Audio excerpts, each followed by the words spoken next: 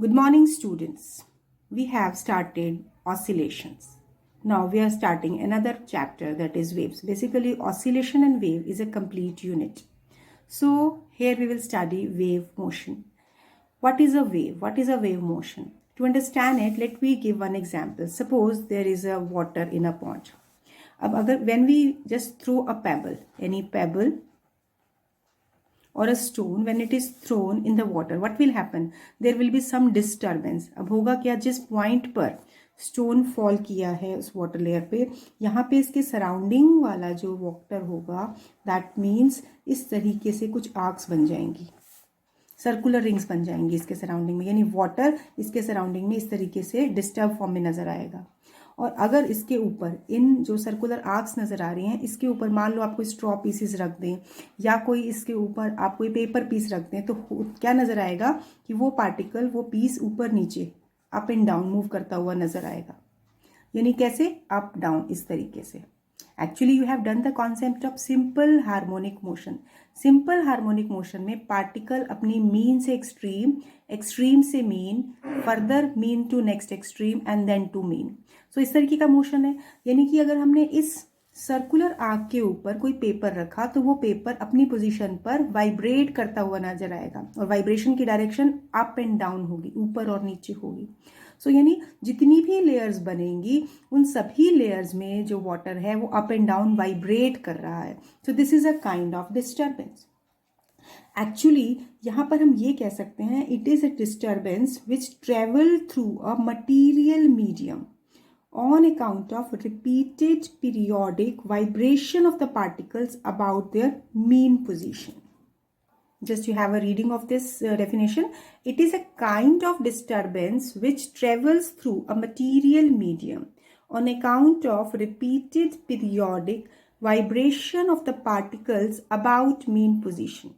And basically what happened, the disturbance is handed on from one particle to adjoining particle, so that without any net transport of medium. We have to understand this last part, how the disturbance is transferred from one particle to another and there is no transport of medium. Actually what happen here, let me take, this is the interface, यानी ये surface है water का। अब मान लो इस point पर, O point पर disturbance आई, यानी यहाँ पर इस पॉइंट पर पेबल फॉल किया, तो जिसकी वजह से ये वाटर एक बार नीचे गया, फिर वापस मीन एक पॉइंट ऊपर आके फिर वापस ये ऊपर गया। यानी ये पार्टिकल वाइब्रेट कर रहा है, यानी नीचे जाएगा, फिर मीन पर, फिर ऊपर जाएगा, फिर वापस इसी पोजीशन पे। और बिल्कुल जो एडजॉइनिंग पार्टिकल होगा वो सारी डिस्टर्बेंस नेक्स्ट पार्टिकल पे चली जाएगी। जैसे हम एक एग्जांपल लें कि मान लो अगर आप क्लास में 5 स्टूडेंट्स बैठे हुए हैं और बिना डिस्टर्ब हुए आप 5 एप्पल्स एक से दूसरे को दे रहे हो, दूसरे से तीसरे को दे रहे हो। इसका मतलब जैसे हम एप्पल ले रहे हैं, Apple is a kind of disturbance, जिससे कि लास्ट बेंच पे जो बैठा हुआ स्टूडेंट है उसको भी वो एप्पल पास हो जाएगा। इसी तरीके से हम कह रहे हैं कि अगर जिस पॉइंट पर स्टोन ने डिस्टर्बेंस प्रोड्यूस की, वो बिल्कुल उसके साथ वाला जो पार्टिकल है, यानी वो पार्टिकल वाइब्रेट होने के बाद वो डिस्टर्बेंस पूरी की पूरी दूसरे पार्टिकल को हैंड ओवर कर देगा। फिर दूसरा पार्टिकल भी ऐसे ही अप एंड डाउन जाएगा, up down, and then it will transfer disturbance to third and then to fourth, fifth. क्योंकि लिक्विड में, यानी किसी भी बॉडी में या वाटर में पार्टिकल्स बहुत क्लोज होते हैं, तो हमें उनकी सेपरेट मोशन पता नहीं चलता है। एक्चुअली होता क्या है कि वो डिस्टर्बेंस एक पार्टिकल से दूसरे पार्टिकल को ट्रांसफर होता है और without any net transport of the medium. इसका मतलब क्या हुआ कि पार्टिकल एक जगह से दूसरी जगह नहीं जा रहा है। मीडियम मतलब वो पार्टिकल जो डिस्टर्बेंस को कैरी कर रहा है वो अपनी पोजीशन पर ही है, लेकिन वो डिस्टर्बेंस को दूसरे पार्टिकल को दे रहा है। जैसे अगर स्टूडेंट्स अपनी पोजीशन पर फिक्स बैठे हों तो एक स्टूडेंट ने पीछे वाले स्टूडेंट को या दूसरे स्टूडेंट को एप्पल दिया अपनी पोजीशन चेंज किए बिना और थोड़ा सा डेविएट करके, यानी टर्न हुआ। यही एक तरह से डिस्टर्बेंस है। सेकेंड ने थर्ड को दिया and it will continue. So it means, let we review once again the statement of wave motion. It is a kind of disturbance which travel through a material medium on account of repeated periodic vibration of the particles of the medium about mean position. And this disturbance is handed on from one particle to adjoining particle so that there is no transport of the medium.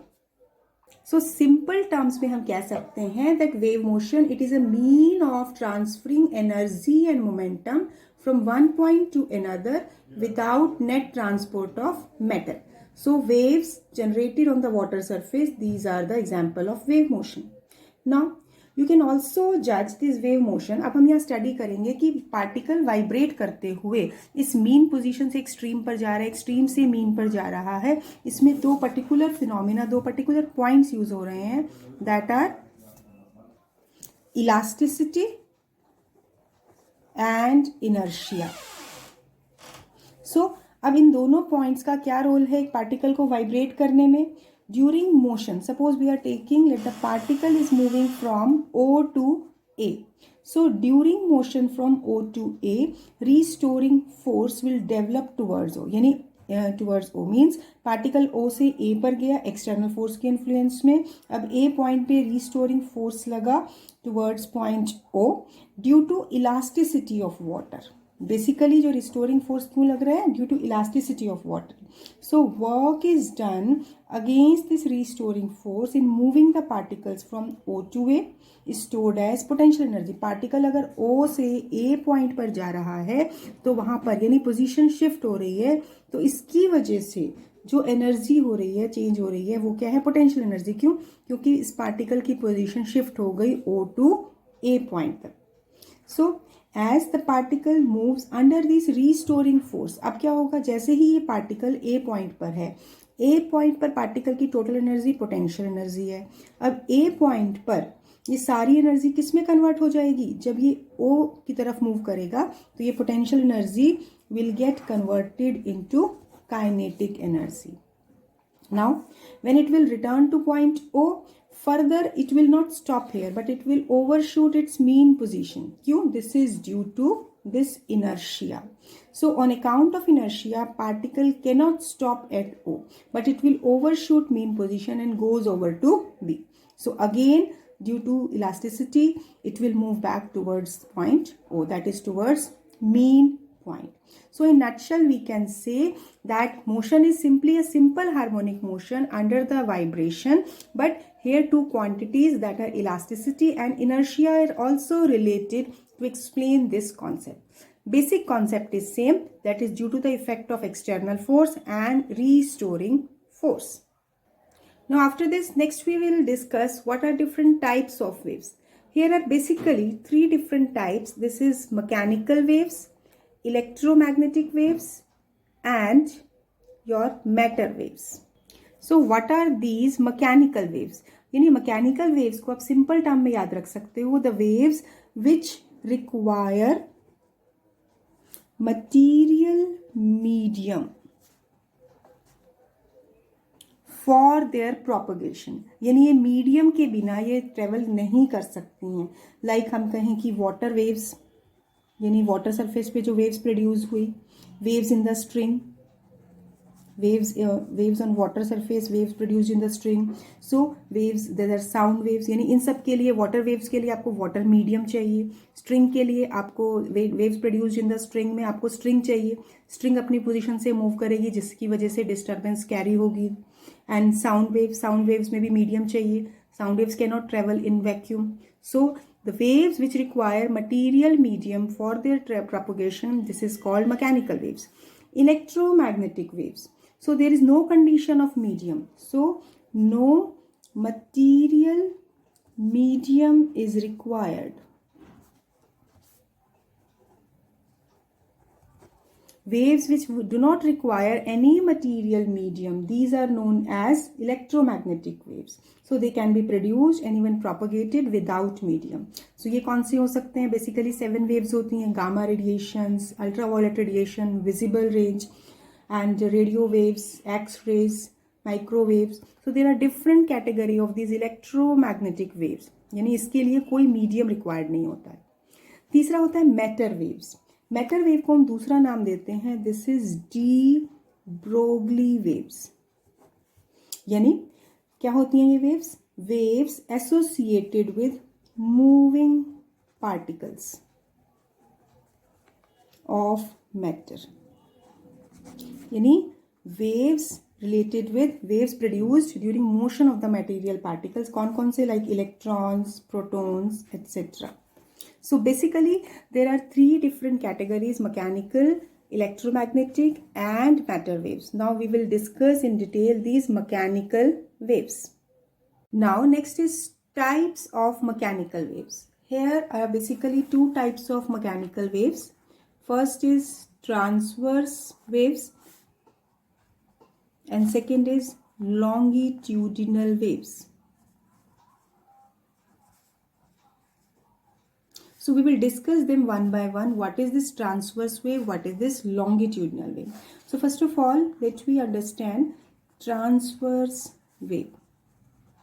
Transverse wave की basic definition को समझने से पहले हम एक example लेते हैं.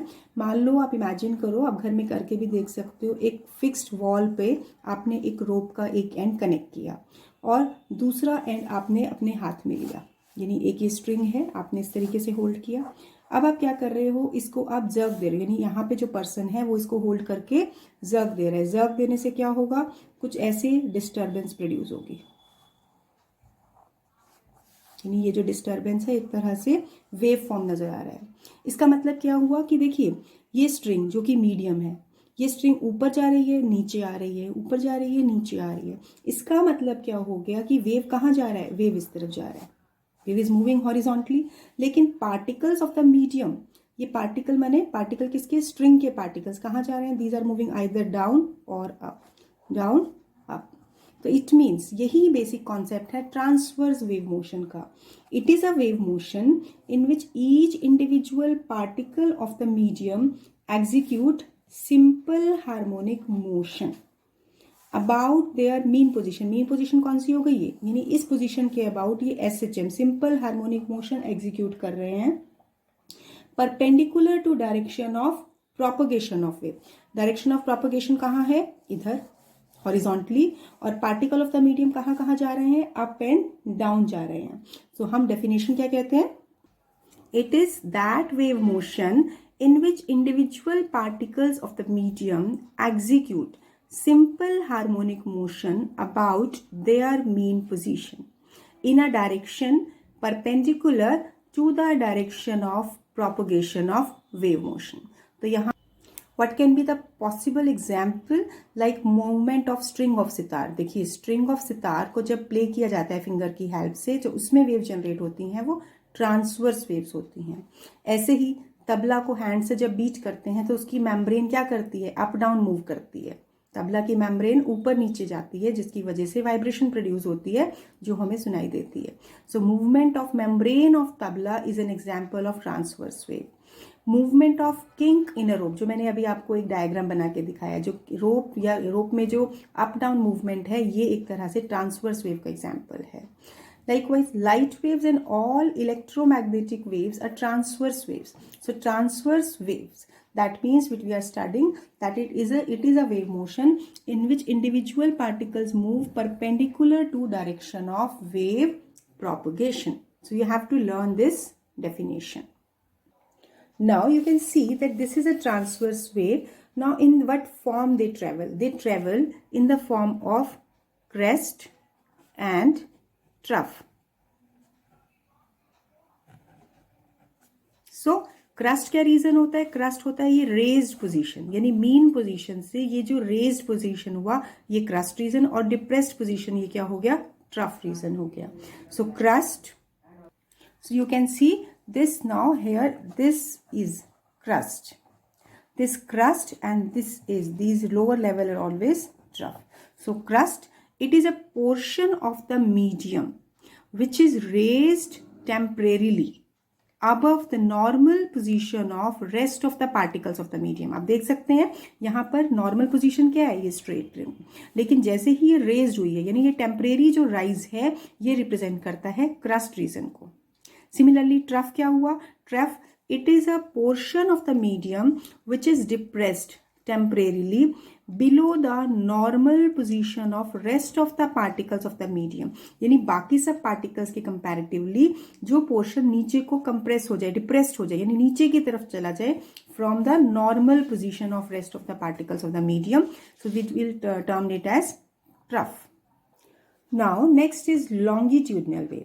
अब देखिए लॉन्गिट्यूडनल वेव को समझने के लिए हमें बेसिक कॉन्सेप्ट समझना है कि that here you can see that it is that wave motion in which individual particles, ये जो हम यहाँ पे डॉट्स दिखाई हुई हैं बेसिकली हम पार्टिकल्स को रिप्रेजेंट कर रहे हैं, in which individual particles of the medium execute simple harmonic motion about their mean position along which wave is propagated। देखिए अगर हम ये कहें कि मान लो मीडियम में बहुत सारे पार्टिकल्स हैं जिनकी पोजीशन यहाँ पर अलग अलग है, यानी अगर हम कहें साउंड वेव ट्रेवल कर रही है, जैसे कि मैं यहाँ बोल रही हूँ आई एम स्पीकिंग, तो यहाँ पर जो ऑडियंस है उसके लिए साउंड एक रूम से दूसरे रूम तक जाएगी या उससे आगे भी जा सकती है। वो वेव प्रोपगेट कैसे हो रही है, वो साउंड दूसरे के कान तक कैसे पहुँच रही है, क्योंकि उस केस में बेसिकली ये जो एयर मॉलिक्यूल्स हैं, जो पार्टिकल्स हैं, वो डिस्टर्बेंस को, वो साउंड को प्रोपगेट करा रही है। तो लॉन्गिट्यूडनल वेव में हमने कहा कि इसमें जो इंडिविजुअल पार्टिकल्स है वो कहाँ मूव कर रहे हैं, प्रोपगेशन की डायरेक्शन में। वेव कहाँ जा रही है, आगे, जबकि पार्टिकल्स कहाँ चेंज कर रहे हैं, पार्टिकल्स भी यहीं पर ही हॉरिजॉन्टल डायरेक्शन में चेंज करेंगे। जबकि ट्रांसवर्स वेव्स में क्या था, ट्रांसवर्स वेव्स में हमने देखा कि पार्टिकल्स अप एंड डाउन जा रहे थे, जबकि लॉन्गिट्यूडनल वेव में particles are vibrating simple harmonically along the direction of wave propagation। तो देखिए ये मैंने एग्जाम्पल जो दिखाया ये original position of particles of air हैं। जैसे ही यहाँ से कोई साउंड प्रोड्यूस हुई किसी सोर्स से, लाउड स्पीकर हो सकता है या कोई भी साउंड है, कोई म्यूजिक है या कोई भी वॉइस है, तो उसमें जो कुछ पार्टिकल्स क्या होंगे, एयर मॉलिक्यूल्स क्या होंगे, वो कंप्रेस हो जाएंगे, यानी उनके बीच का डिस्टेंस कम हो जाएगा। The particles will come closer, और फिर ये डिस्टर्बेंस ट्रेवल हो गई नेक्स्ट पार्टिकल को, जिससे कि एक ऐसा रीजन बना जिसमें पार्टिकल्स के बीच का डिस्टेंस बढ़ जाता है फर्दर, यानी ये पार्टिकल एक्चुअली ये जो मॉलिक्यूल होंगे ये इस तरीके से ऑसिलेट करते रहेंगे, यानी ये पार्टिकल ने यहाँ से, ये अगर ये पार्टिकल है ये यहाँ पर जब वाइब्रेट कर रहा है तो दूसरे पार्टिकल को डिस्टर्बेंस दी, फिर वापस अपनी पोजीशन पे आ गया और रेस्ट पे आने से पहले फिर से ऑसिलेट किया। ये डिस्टर्बेंस दूसरे पार्टिकल को गई, वो उसने वाइब्रेट करके नेक्स्ट पार्टिकल को दी, फिर वो वापस आया और फिर वाइब्रेट करके रेस्ट पर आ गया। तो इससे एक ऐसा रीजन बन जाएगा जिसमें कुछ पार्टिकल्स बहुत क्लोज आ जाएंगे और कुछ पार्टिकल्स फार अपार्ट डिस्टेंस पे रहेंगे। तो longitudinal wave it is a wave motion in which individual particles, कौन से, individual particles of the medium execute simple harmonic motion about their mean position along the direction of wave propagation। यानी यहाँ अगर हमारे पास audience है, अगर ये sound यहाँ जा रही है तो इसका मतलब वेव भी जब आगे की तरफ जा रही है तो पार्टिकल्स भी हॉरिजॉन्टल डायरेक्शन में ही प्रोपगेट कर रहे हैं।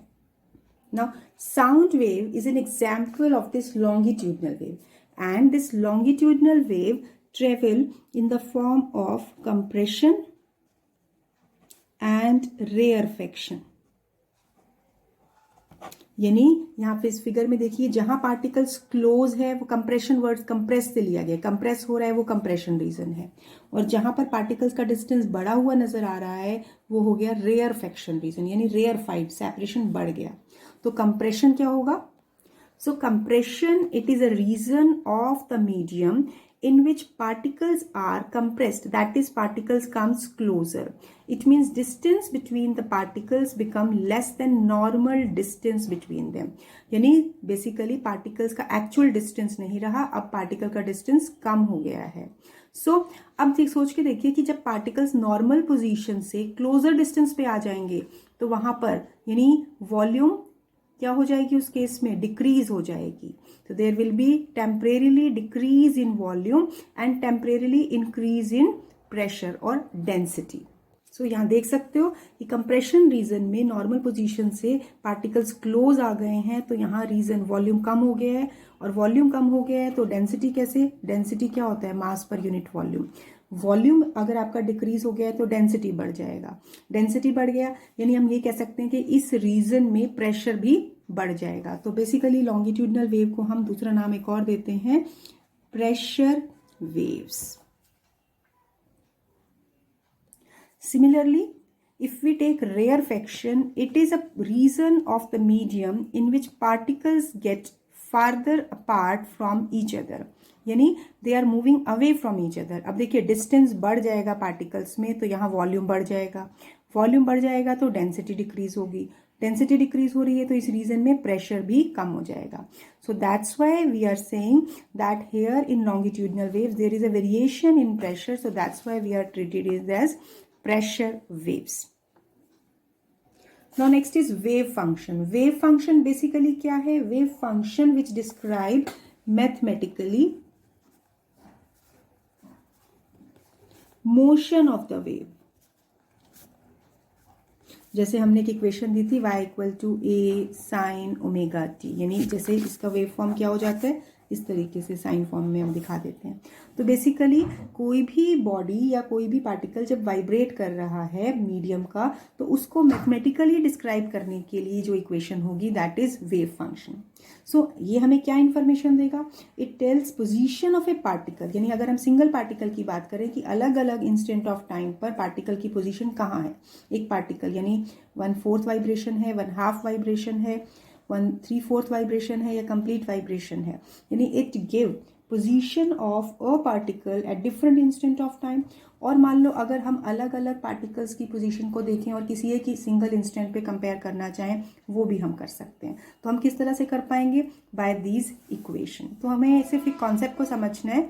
Wave function, it is a mathematical equation which describe motion of the wave. Now, next we are discussing equation of plane progressive simple harmonic wave. What do you mean by this progressive wave? Progressive wave क्या होती है? एक ऐसी wave जो progress कर रही है, यानी जो आगे की तरफ मूव कर रही है. सो अगर हम किसी वेव को रिप्रेजेंट कर रहे हैं तो उसकी इक्वेशन कैसे डिराइव करते हैं? Equation of plane progressive simple harmonic wave, यानी इसके लिए हम एक वेव ड्रॉ कर रहे हैं. मान लो एक वेव है और it is moving with velocity v along this positive x-axis. So now here, suppose this simple harmonic wave traveling with velocity v along positive x direction. So equation will be represented by y equal to a sine omega t. So now, as here in wave motion, there is a continuous phase difference among successive particles of the medium. तो अगर हम ये कहते हैं, मान लो कि एक particular particle एक पॉइंट P पर है और इसका O से डिस्टेंस x है. So let if phi is the phase lag of particle at point P with respect to point at particle at point O. तो अब ये अगर फेज डिफरेंस है तो करस्पॉन्डिंगली उस फेज डिफरेंस को इक्वेशन में हम कैसे लिखते हैं? a sin omega t minus that phase difference. Let it be equation 2. तो correspondingly अब OP क्या है? Let it be x. This is distance of P from origin O.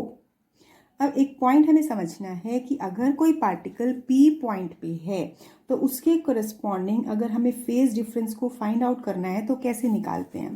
तो हम एक रिजल्ट लेते हैं कि हमें मालूम है कि अगर एक कंप्लीट वेव है, देखो हम ये कहते हैं कि ये कंप्लीट वेव है, इस वेव की वेवलेंथ क्या होगी? लैम्डा होगी. तो wavelength lambda, this correspond two phase angle of 2 पाई, यानी इसके कॉरेस्पॉन्डिंग जो फेज एंगल बनता है वो 2 पाई बनता है. अब अगर हम कहते हैं कि मान लो डिस्टेंस कितना है? OPX, तो इसके कॉरेस्पॉन्डिंग हमें निकालना है. तो यूनिट वेवलेंथ पर फेज डिफरेंस होगा 2 पाई बाय लैम्डा. और अगर फेज डिफरेंस कितना हो, पाथ लेंथ हो x, so if path length कितना है? x है, यानी ये OP के कोरस्पॉन्डिंग जो डिफरेंस पाथ लेंथ है या डिस्टेंस x है, तो अब इसके कोरस्पॉन्डिंग फेज एंगल कैसे निकालेंगे? This will be given by 2 pi by lambda into x, यानी ये बेसिकली हम फेज एंगल की बात कर रहे हैं. यानी जब वेवलेंथ यानी डिस्टेंस लैम्डा है तो phase angle 2 pi, distance x हो गया तो क्या हो जाएगा? Phase angle 2 pi by lambda into x. अब हम क्या करेंगे? इस वैल्यू ऑफ फेज एंगल को we will substitute in equation 2. So now on substituting we are getting y equal to a sin omega t minus 2 pi by lambda into x. तो अब यहाँ omega की वैल्यू हम put करें a sin, this is 2 pi by t minus 2 pi by lambda into x. तो अब इस equation को फर्दर अगर हम अब डिफरेंट फॉर्म दें, this is y equal to a sin. अब इस पूरी इक्वेशन में से 2 pi by lambda मैं कॉमन ले रही हूँ. 2 पाई बाई लैम्डा मैंने कॉमन लिया, ये हो गया यहाँ पर lambda by T. Into small T, यहाँ लैम्डा से मल्टीप्लाई करना पड़ेगा ताकि ये फैक्टर 2π/t रहे। यहाँ क्या हो जाएगा -x। अब λ/t क्या होता है, यानी डिस्टेंस अपॉन टाइम, वेलोसिटी, तो इसको हम लिख सकते हैं a sin 2π/λ into vt minus x. So basically when the wave is propagating along positive x direction, so displacement can be represented in this form.